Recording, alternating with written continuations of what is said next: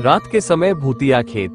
एक रात मैं अपने गांव से अपने दोस्त अवधेश के साथ बस स्टैंड की ओर जा रहा था। हम खेतों के रास्ते से जा रहे थे और रात काफी अंधेरी थी। चलते चलते मेरे दोस्त ने मुझसे कहा, दोस्त जरा तेज चलो, अगले 2 खेतों में थोड़ी समस्या है। मैंने उससे पूछा क्या बात है, लेकिन वह बार बार मेरे सवाल को टालता रहा। काफी जिद करने के बाद आखिरकार उसने मुझे पूरी कहानी बता दी। कई साल पहले हमारे गांव का एक आदमी इन्हीं खेतों से रात के समय गुजर रहा था। रास्ते में वह एक पेड़ के नीचे रुककर पेशाब करने लगा। जैसे ही वह दोबारा चलने लगा, उसे अचानक किसी बच्चे के रोने की आवाज सुनाई दी। पहले तो उसने सोचा कि शायद कोई खेत की रखवाली करने वाले का बच्चा होगा, लेकिन फिर उसे याद आया कि ये खेत रमेसर काका के हैं, जिन्होंने 3 साल पहले इसी पेड़ से फांसी लगाकर आत्महत्या कर ली थी। डर के मारे वह आदमी हिचकिचाते हुए आगे बढ़ता रहा। उसके मन में गांव वालों की दी हुई सारी चेतावनियां घूमने लगी। रात में इन खेतों से गुजरते वक्त कभी पीछे मुड़कर मत देखना। अगर कोई रास्ता पूछे तो उसकी आंखों में या पैरों की ओर मत देखना। चाहे कोई जितना भी पुकारे, जवाब मत देना।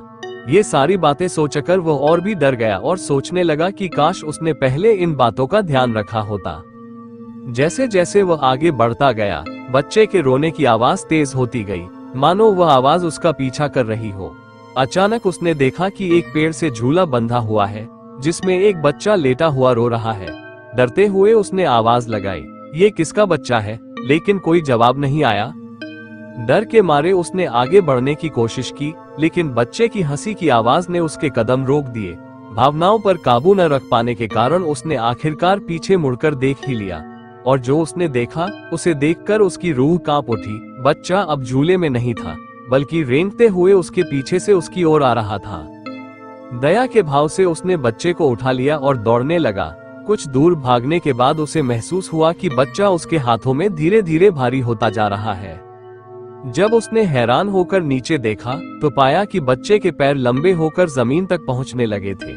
ये देखकर वह दहशत में आ गया और बच्चे को जमीन पर गिरा दिया।